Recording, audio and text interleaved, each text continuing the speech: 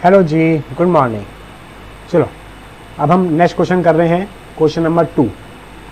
इस क्वेश्चन में आपका इंटरनल चॉइस भी है। क्वेश्चन 2A में आप या तो ये पार्ट कर सकते हो या फिर आप देखो और लिखा हुआ है, इसके नीचे वाला पार्ट कर सकते हो। इन दोनों में से कोई पार्ट कर सकते हो। नॉर्मली CA में पेपर 7 में इंटरनल चॉइस नहीं आता, बस इस अटेम्प्ट में इंटरनल चॉइस दिया गया था। लेकिन एक और बात बता दूं, ये क्वेश्चन 2 जो है वो प्योरली बेस्ड है ऑन केस लॉ। तो नॉर्मली बच्चों ने क्वेश्चन अटैम्प्ट नहीं किया होगा तो इंटरनल चॉइस का फ़ायदा ही नहीं हुआ। ठीक है, बच्चों ने बाकी 1, 3, 4, 5 एंड 6 क्वेश्चन अटैम्प्ट किए होंगे। ठीक है जी, चलो करते हैं 2A क्या कहता है? Message A limited enter into a scheme of amalgamation with message X limited and Y limited. A जो है अमेलगमेट हो रहा है किसके साथ? X एंड Y के साथ। The appointed date of the scheme was 1/1/2015. The scheme was incorporated, the scheme which also incorporated provisions for filing return beyond the stipulated time were duly approved and sanctioned by the NCLT on 31st May 2018. तो क्या कह रहा है ये कह रहा है कि मेरी 31 मई 2018 को स्कीम अप्रूव्ड हुई, बट अपॉइंटेड डेट क्या थी? 1 जनवरी 2015। मतलब अमेलगमेशन कब से इफेक्टिव होगा? 1 जनवरी 2015 से। ये अप्रूव कब हुआ? ये अप्रूव हुआ 31 मई को, बट अमेलगमेशन इफेक्टिव है 1/1/15 से। और जिस स्कीम में ये अप्रूव हुआ उस स्कीम में ये बात भी लिखी थी कि जो असेसी जो है वो अपनी रिटर्न फाइल कर सकता है beyond the stipulated time. Stipulated time मतलब जो टाइम इनकम टैक्स एक्ट में दिया हुआ है उसके बाद भी असेसी अपना रिटर्न फाइल कर सकता है। और इस स्कीम को अप्रूव कर दिया NCLT ने with this clause. Which clause? कि रिटर्न जो है वो आप स्टिपुलेटेड टाइम के बाद भी फाइल कर सकते हो। ठीक है जी। The scheme was duly filed with the AO on 10 June 2018। और जो अप्रूव स्कीम है ये असेसी ने 10 जून को AO को सामने पेश भी कर दी। Now messrs A limited, X limited, Y limited filed its original return of income for the AY 16-17 इस साल का 15-16। ठीक है ना जी। 1 अप्रैल 2015 से 31 मार्च 16 तक का जो रिटर्न है वो उन्होंने टाइम पे फाइल किया था। File original return for AY 16-17 on 31 August, time से फाइल किया हुआ, declaring a loss of this and this. ठीक है जी। Message A limited thereafter filed a revise return. तो जो न्यू एंटिटी है जो बच गया अमेलगमेटेड कंपनी, उसने रिवाइज रिटर्न फाइल किया ऑन 31/12/18 को। कब फाइल किया? 31/12/18 को। किस साल का? For the assessment year 16-17, claiming further loss based on the revise computation of X limited. तो इसी साल का जो 16-17 का जो ओरिजिनल रिटर्न था इस साल का आपने 2018 में फाइल किया है स्कीम अप्रूव होने के बाद। सर जब भी तो कर सकते हैं जब स्कीम अप्रूव हो जाएगी, अमेलगमेशन अप्रूव हो जाएगा, उसके बाद ही तो मैं कंसोलिडेटेड अकाउंट्स बनाऊंगा और मैं अपनी रिटर्न कंसोलिडेट फाइल करूंगा X और Y की इनकॉर्पोरेट करके। बात तो लॉजिकल है। ठीक है, बट AO क्या कहता है? The AO did not entertain the revise return. वो कहता साहब रिवाइज रिटर्न मैं नहीं मानता। क्यों नहीं मानते साहब? Because it was time barred and condonation was not taken from CBDT। तो आपको पता है अगर रिटर्न टाइम से फाइल ना हो तो एक ऑप्शन होता है 119 में सेक्शन में कि SSC अप्लाई कर सकता है CBDT को फॉर कंडोनेशन ऑफ डिले। अगर CBDT चाहे तो वो डिले कंडोन कर सकती है। इसकी पावर डेलीगेट की हुई है चीफ कमिश्नर, कमिश्नर वगैरह को। ठीक है, वो fine revise return beyond stipulated time. What is your view? तो क्वेश्चन क्या है? क्वेश्चन ये पूछ रहा है कि एक कंपनी, 2 कंपनियों, 3 कंपनियों का अमेलगमेशन हुआ, उन्होंने अपनी ओरिजिनल रिटर्न तो टाइम से फाइल की थी, बट अमेलगमेशन अप्रूव होते होते 2018 हो गया। अमेलगमेशन की अपॉइंटेड डेट थी वो 2015 थी, 1 जनवरी। तो 2018 के बाद उन्होंने रिवाइज रिटर्न फाइल किया। बनता है, करना ही पड़ता। और जो स्कीम अप्रूव की थी NCLT ने उसमें बात भी लिखी हुई थी कि आप जो रिटर्न है अपनी स्टिपुलेटेड टाइम के बाद फाइल कर सकते हो। ठीक है जी।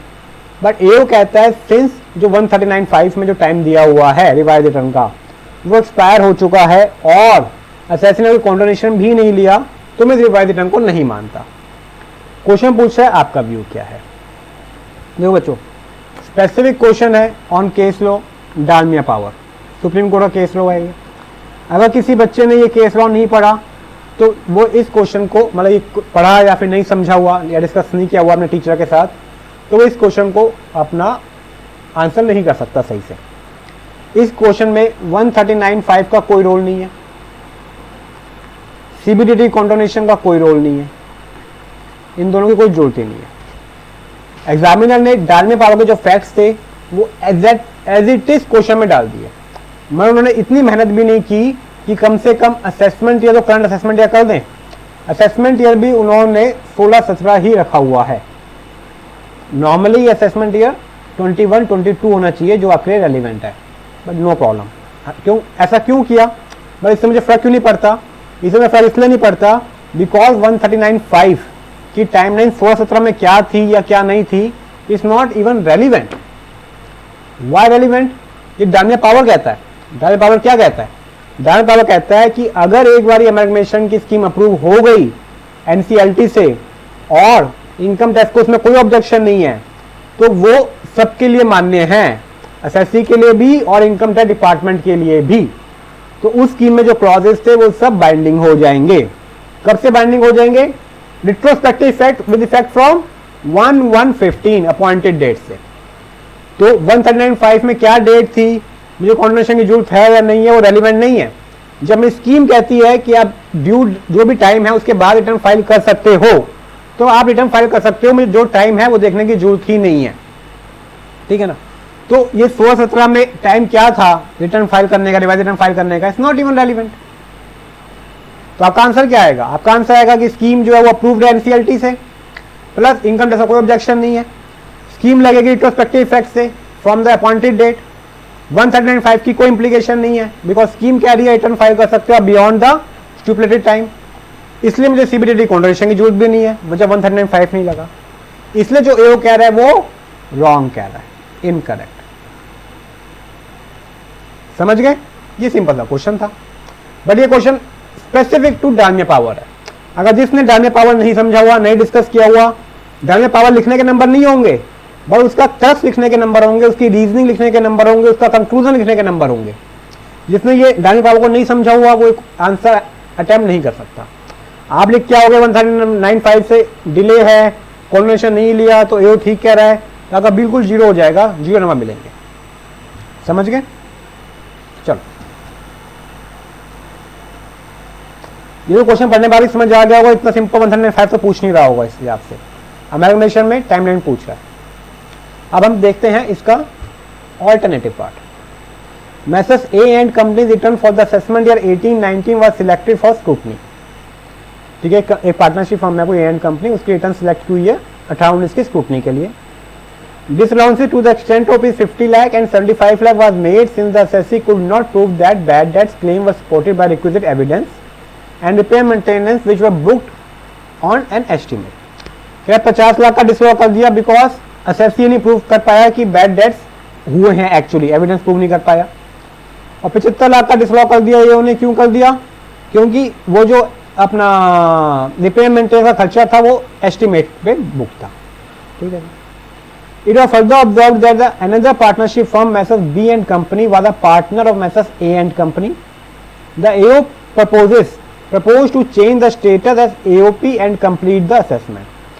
तो AO कहता है कि इस A and Company जो मेरा असेसी है पार्टनरशिप फर्म, इसमें एक और पार्टनरशिप फर्म पार्टनर है Messrs. B and Company, और therefore वो कहता है कि मुझे इसको पार्टनरशिप फर्म में असेस नहीं करूंगा, मैं इसको असेस करूंगा as AOP। Discuss whether the proposal of AO to change the status as AOP is correct in law। Question क्या है? क्वेश्चन ये पूछ रहा है कि जो AO स्टेटस चेंज करना चाहता है असेसी का from partnership firm to AOP, वो ठीक है या नहीं।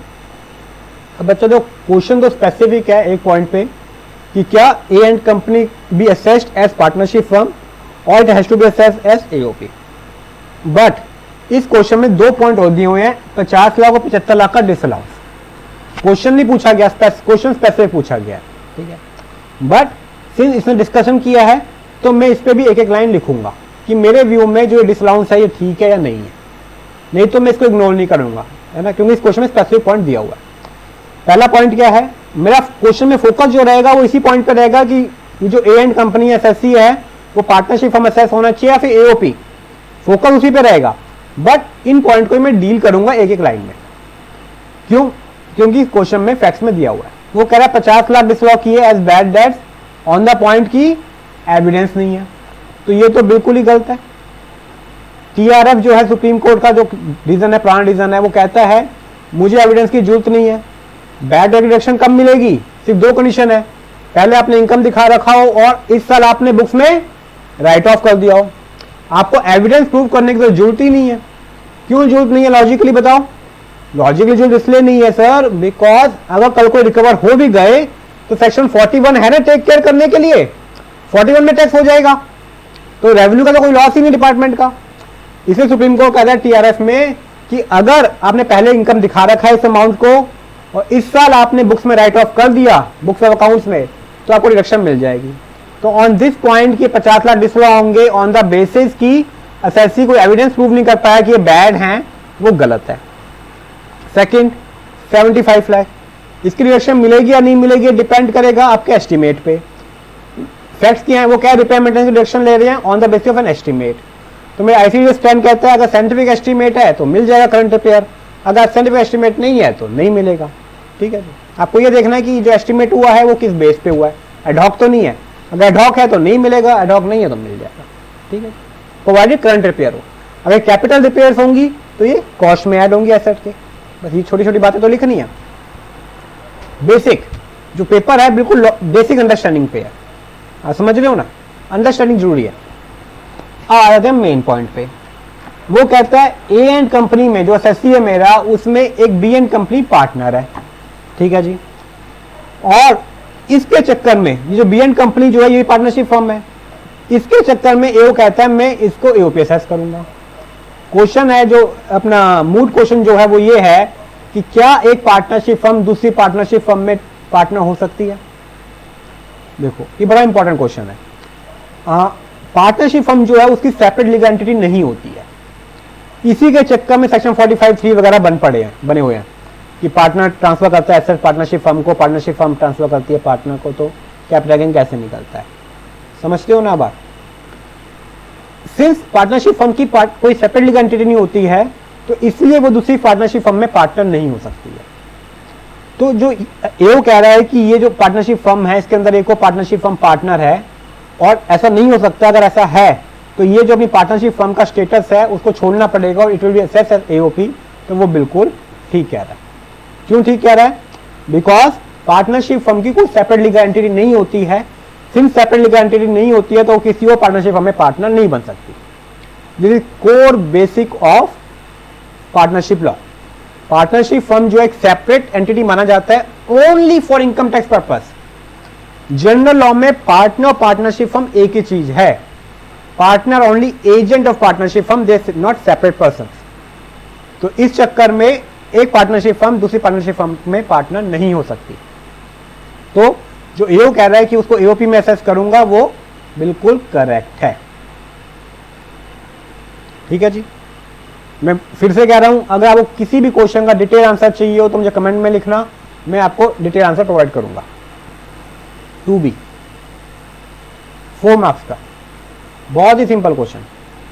The assessment of AK limited company की for the assessment year 16-17 was reopened under section 148 and a notice by the AO was issued under section 142(1) requiring the assessee to file a return of income after recording reason in its internal order sheet that ineligible depreciation to the extent of rupees 10 crores has been claimed।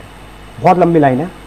क्या कह रहा है कि ए bye 16-17 का SSC का assessment reopen हुआ 148 में, income escaping assessment में। एओ ने 141 में नोटिस दिया और उसने अपने इंटरनल ऑर्डर शीट में रीजन रिकॉर्ड किए। रीजन क्या थे कि आपने डेप्रिसिएशन 10 करोड़ का ज्यादा क्लेम किया हुआ है जो आपको बनता नहीं। अभी तक ठीक है, कोई दिक्कत नहीं, फैक्ट्स आ रहे हैं।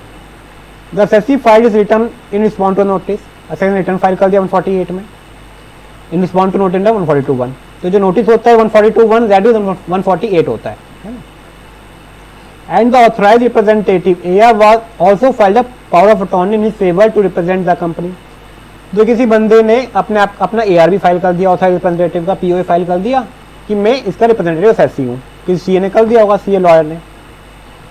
The assessee sought reason for reopening the assessment, तो असेसी ने रिटर्न फाइल करने के बाद अपना रीजन मांगे कि आपने मेरी असेसमेंट क्यों रीओपन की, which was overlooked by the AO under the pretext that it is procedural matter and the reason were shown to the AR।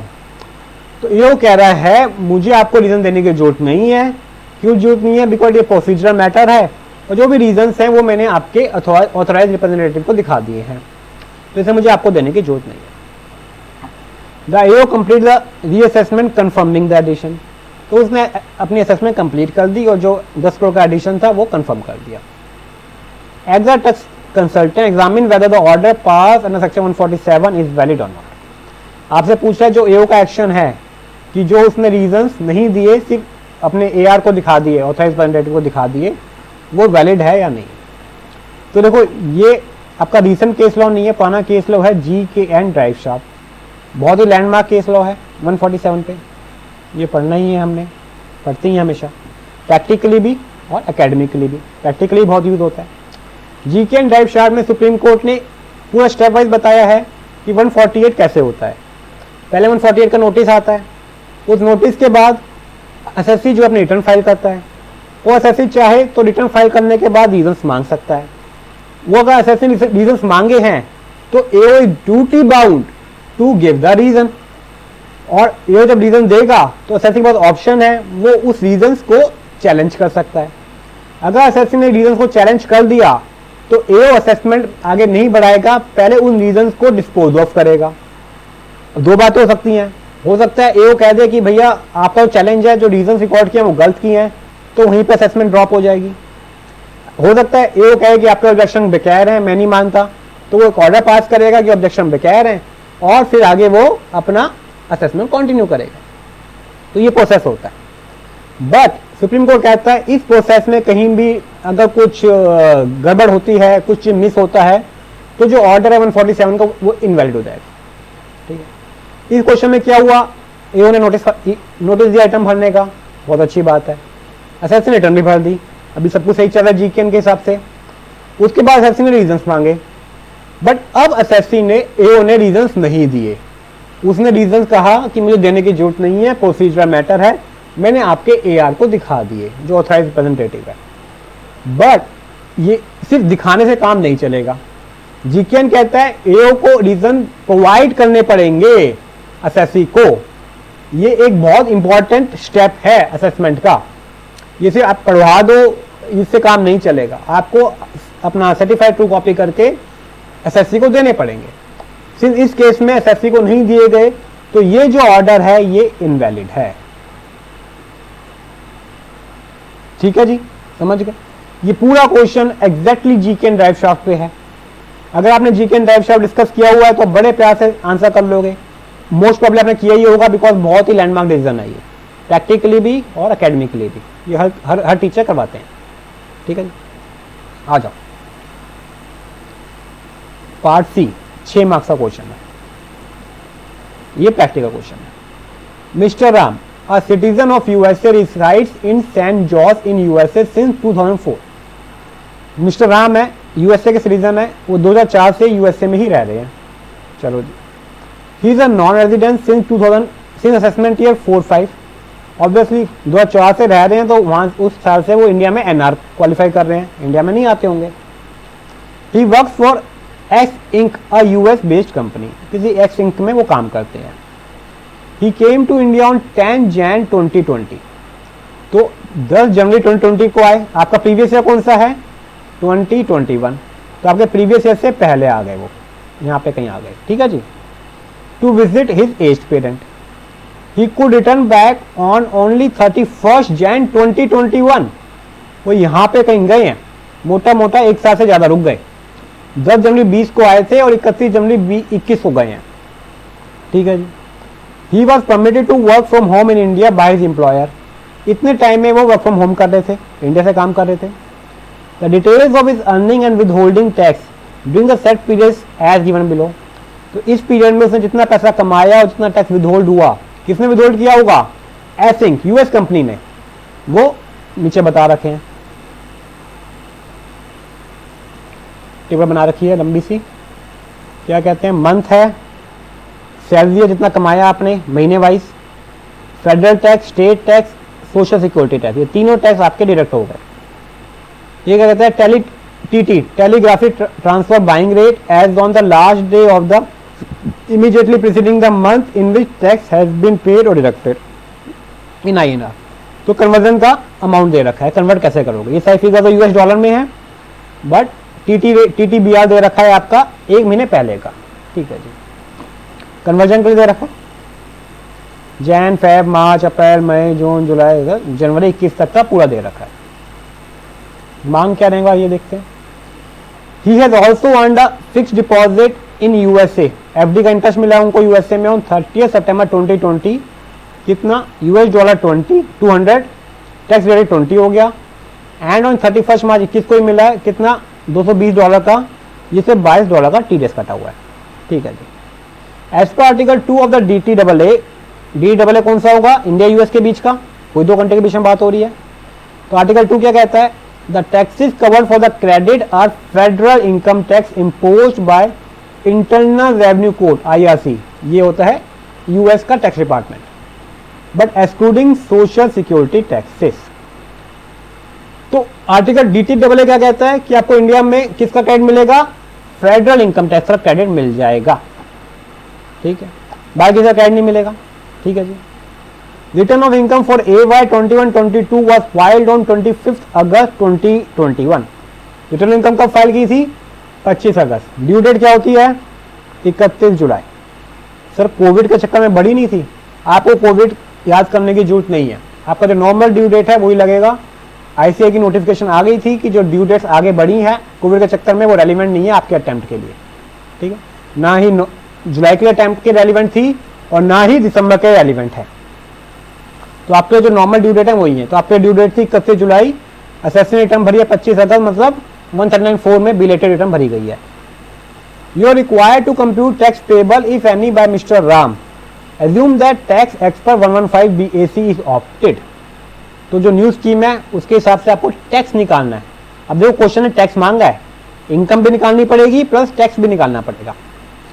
उसके बाद क्या कह रहा है, advise mister Ram the procedure involve to claim FTC, foreign tax credit आप कैसे claim करोगे, उसके लिए क्या फॉर्म भरोगे वही बताना पड़ेगा आपको। प्रैक्टिकल भी आ गया। ठीक है जी, आओ देखते हैं। देखो बच्चों, इतनी बड़ी टेबल है, लेकिन अगर आप ध्यान से देखो तो इस टेबल में जैन से जैन है मेरा, प्रीवियस ईयर कब से स्टार्ट होता है, अप्रैल से, अप्रैल 2020 से जैन 2021 तक सारी फिगर सेम है। 6250 की सैलरी है, फेडरल टैक्स 1600 रुपये का है, बाकी स्टेट टैक्स, SST जो है सोशल सिक्योरिटी टैक्स, और तो और जो TT बाय रेट है वो भी 72 रुपये है। इन सबको ये एक ही इकट्ठे क्लब भी कर सकते थे, बट क्लब क्यों नहीं किया। एक्चुअली क्या होता है, ये एक तरीका होता है आपके माइंड को प्रेशराइज करने का। जनरली टैक्स के पेपर में ऐसी कोई टेबल वाले क्वेश्चंस आते नहीं है। जब आप देखते हो, पेज पलटते हो, देखते हो इतने बड़ा टेबल है तो आपको लगता है कुछ अलग सी चीज आ गई है जो मैंने पढ़ी नहीं है कभी, तो उससे आप प्रेशराइज में आ जाते हो। ये जो एग्जामिनर है वो उस दिमाग से खेल रहा है आपसे, अथवा कोई नई चीज नहीं दे रहा। ये सब बड़े आराम से ये आपको लिख के भी दे सकता है। 6250 की पर मंथ की सैलरी है, इतना आपका टैक्स कटा है और TT बाय रेट 72 रुपये थ्रू आउट। ये सेम चीज रिपीट की जा रही है, बट ये आपके दिमाग से खेल रहा है, ये आपको प्रेशराइज कर रहा है कि ये कोई नई सी चीज है जो आपने पढ़ी नहीं है, आपने सारे क्वेश्चन कभी देखे नहीं है, तो आपको लगता है अरे कुछ नई सी चीज आ गई, पता नहीं मैं अटेम्प्ट कर पाऊंगा नहीं कर पाऊंगा पहली बार। ठीक है, तो इसे डरना मत, पढ़ना आराम से, कूल माइंड से पढ़ना। तो आप समझ गए क्वेश्चन क्या है। क्वेश्चन कह रहा है कि मिस्टर राम जो है वो अपना NR है, सिटीजन ऑफ USA है, और वो इस साल 1 अप्रैल 2020 से लेके 31 जनवरी 2021 तक इंडिया में रह गए, और उन्होंने इस टाइम पे सैलरी कमाई, अपने US कंपनी के लिए काम कर रहे थे work from home, plus US में उनको कोई इंटरेस्ट की इनकम हुई, FD इंटरेस्ट हुई। आपने इनकम निकालनी है, टैक्स निकालना है 115 BAC के तहत, बहुत सिंपल है। सबसे पहले आपको ये निकालना पड़ेगा कि रेजिडेंशियल स्टेटस कैसे है। वो क्यों निकालना है? अगर वो नहीं निकालोगे तो पता कैसे लगेगा कि इसकी कौन सी इनकम टैक्स होगी, कौन सी नहीं होगी। ठीक है जी। तो 1/4 से 31 जनवरी तक बंदा इंडिया में रहा। कितने टाइम रहा मैं बताता हूँ। 30 दिन अप्रैल, मई, जून, जुलाई, अगस्त, सितंबर, अक्टूबर, नवंबर, दिसंबर, जनवरी, 31 हो गए हैं ना। 306 दिन। जब 306 दिन इंडिया में रहा तो ये रेजिडेंट बन गया ना। सब उसमें प्रोवाइडो था ना कि अगर आप विजिट के लिए आए हो तो विजिट के लिए आया है। हाँ, तो क्या था वो प्रोवाइडो कहता था अगर विजिट के लिए आए हो तो 182 दिन ही माना जाएगा, 60 दिन नहीं माना जाएगा। बड़े तो बच्चे 182 दिन से भी ऊपर है। तो इसमें कोई अमेंडमेंट भी है ना इस साल? बिल्कुल अमेंडमेंट है, बट इस क्वेश्चन में अमेंडमेंट पूछी नहीं गई। उस अमेंडमेंट क्या किया है? उस अमेंडमेंट में 182 दिन को 120 दिन कर दिया, प्रोवाइडेड आपकी इंडियन इनकम 15 लाख से ऊपर हो। पर अगर आप 182 दिन से क्रॉस कर गए तो कोई दिक्कत ही नहीं, फिर तो आप इन और रिस्पेक्ट रेजिडेंट हो, कोई दिक्कत ही नहीं है। तो यहां पे आप 306 दिन आ गए इंडिया में, तो आप 182 दिन क्रॉस कर गए, तो since you have cross 182 days आप रेजिडेंट इन इंडिया हो। अब क्वेश्चन आता है इंडिविजुअल तो आप ROR हो या फिर RNOR हो। ठीक है जी। वो हम एडिशनल कंडीशन देखेंगे। एडिशनल कंडीशन क्या कहती हैं कि अगर आप लास्ट 4 ईयर में 730 दिन रहे हो या उससे ऊपर, plus AND and last 10 year में से कम 2 साल आप रेजिडेंट हो, बट आप तो हर साल नॉन रेजिडेंट हो। 2021 से पहले हर साल आप NR रहे हो, तो एडिशनल कंडीशन फुलफिल नहीं होती हैं, आप RNOR हो। ठीक है जी। आप RNOR क्वालिफाई कर जाते हो। सिंस RNOR हो तो आपकी कौन सी इनकम टैक्स होगी इंडिया में? इंडिया में आपकी 2 तरह की इनकम टैक्स होगी, जो एक्रू या रिसीव है इंडिया में, प्लस इनकम फ्रॉम बिजनेस और प्रोफेशन सेटअप और कंट्रोल फ्रॉम इंडिया। ठीक है ना, बिजनेस और प्रोफेशन का। बट जो इनकम एक्रू और रिसीव आउटसाइड इंडिया है वो टैक्स नहीं होगी। वाई? बिकॉज आप RNOR हो, ROR तो नहीं हो। अगर ROR होते तो ग्लोबल इनकम टैक्स होती, चाहे जहां मर्जी एक्रू हुई हो, जहां मर्जी रिसीव हुई हो, है ना। बट सिंस RNOR हो तो इंडिया में जो एक्रू हुई है वो इनकम टैक्स होगी, या फिर इंडिया में जो रिसीव हुई है वो इनकम टैक्स होगी, प्लस वो इनकम टैक्स होगी जो business profession controlled from India, profession setup in India है। मेरे क्वेश्चन में ऐसा कोई रोल नहीं है इसका, तो ये तो बात ही खत्म। तो कौन सी इनकम टैक्स होगी? जो इनकम या तो एक्रू इंडिया में हुई है या फिर रिसीव इंडिया में हुई है। ठीक है जी। ये जो FD की इनकम है, FD का इंटरेस्ट जो है आपका, ये FD कहां पे है? US में। तो इनकम कहां पे एक्रू हुई है? US में। US के बैंक अकाउंट में रिसीव हुई होगी, तो इसलिए ये इनकम तो नॉन टैक्सेबल है। समझ गए ना क्यों नॉन टैक्सेबल है? बिकॉज मैं RNOR हूं, ROR नहीं हूं। रेजिडेंट तो हूं, but resident and not already resident हूं, तो मेरी वो इनकम टैक्स होगी जो इंडिया में एक्रू हो रही है, रिसीव हो रही है। तो ये इंडिया में ना एक्रू हो रही ना रिसीव हो रही है, टैक्स नहीं होगी। सेकंड इनकम कौन सी रहेगी मेरी? मैं 2 इनकम थी, सैलरी की और इंटरेस्ट की। इंटरेस्ट की टैक्स हुई नहीं, सैलरी वाली। अब सैलरी जो इनकम है, मैं काम कर रहा हूं US कंपनी के लिए, क्या ये इंडिया में एक्रू हो रही है? बिल्कुल हो रही है। क्यों? बिकॉज मैं सेक्शन 9 कहता है सर्विसेज जहां पे रेंडर्ड होती हैं सैलरी इनकम वहीं पे टैक्स होती है। तो ये वर्क फ्रॉम होम है, होम मतलब इंडिया से काम कर रहा है बंदा, तो इंडिया से काम कर रहा है तो सर्विस रेंडर इन इंडिया है, तो इसलिए जो भी सैलरी मिल रही है चाहे US बैंक अकाउंट में ही जा रही है, it will deem to accrue in India, और deem to accrue in India हो गया तो सैलरी इनकम टैक्स हो गई। ठीक है जी। कैसे टैक्स करोगे? इनकम कितनी है?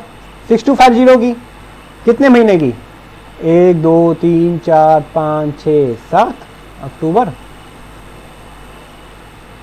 8 9 10 महीने की इनकम है मेरी, 62,500। ये तो इनकम हो गई, और TTBR लगा दूंगा 72 रुपए का, ये मेरी सैलरी इनकम हो गई। 45 लाख की मेरी सैलरी की इनकम है, जो इनकम अंडर से टैक्स होगी। इसमें 50,000 की डिडक्शन दोगे? स्टैंडर्ड डिडक्शन बिल्कुल देंगे। अरे नहीं सर क्यों देंगे? हम तो 115 BAC में जा रहे हैं। अमेंडमेंट याद है ना? BAC में आपको टैक्स से कंसेशनल मिलता है, बट सेक्शन 16 की कोई डिडक्शन नहीं मिलती तो आपकी इनकम 145 ही रहेगी। अदर जो इंटरेस्ट है वो एग्जेम्प्ट है, वो टैक्सेबल ही नहीं है। टोटल इनकम हो गई 45 लाख की, बात खत्म।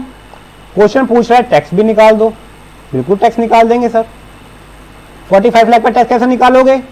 आपका नया स्लैब पता है 2.5 लाख तक नील, 2.5 से 5 जो है 5%, 5 से 7.5 10%, 2.5 लाख बढ़ता रहेगा, यहाँ 5% बढ़ता रहेगा, तो उससे आपका टैक्स निकल जाएगा आराम से।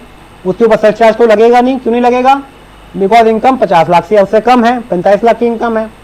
जो भी टैक्स आएगा उसके ऊपर आप सेस लगाओगे 4%, जो आएगा वो आपका टैक्स पेबल बन जाएगा। बट इसमें से आपको एफटीसी लेस होगा, फॉरेन टैक्स क्रेडिट। इस इनकम पे आपने एफटीसी भी दे रखा है, कितना दे रखा है? DTAA क्या कहता है? कौन सा फॉरेन टैक्स क्रेडिट लेस होगा? ओनली फेडरल इनकम टैक्स वाला। तो फेडरल इनकम टैक्स कितना है आपका? अभी देखते हैं। Federal income tax third column आपका वो है 1600। तो 1600 3 महीने का, 10 महीने का सॉरी, और 72 रुपए के रेट पे कितना आ गया?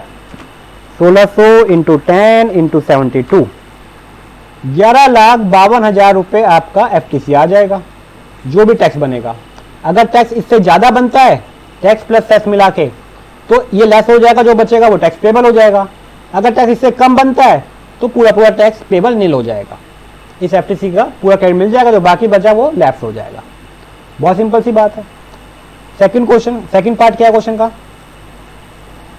Advise mister Ram the procedure involve to claim FTC. तो एफटीसी क्लेम करने के लिए आपको क्या होता है? फॉर्म 67 फाइल करना पड़ता है by the due date of ROI। उसमें क्या होता है? उसमें डिटेल होती है आपके यूएस की जो इनकम है वो, जिसपे यूएस में टैक्स कटा है, प्लस जितना टैक्स कटा है उसकी डिटेल भरनी होती है। बस 6 नंबर का सिंपल सा क्वेश्चन था। इंपॉर्टेंट पॉइंट क्या थे कि ROR होगा या फिर NOR होगा।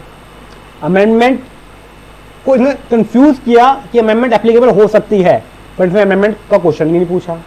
ठीक है, RNOR क्वालिफाई किया तो ये जो इंटरेस्ट था इसको टैक्स नहीं करेंगे, बिकॉज ये एक्रू भी बाहर हुआ है, रिसीव भी बाहर हुआ है, इसलिए ये इंपॉर्टेंट पॉइंट था। 115 BSc कह दिया तो इसका मतलब आपको सैलरी में स्टैंडर्ड डिडक्शन नहीं मिलेगी।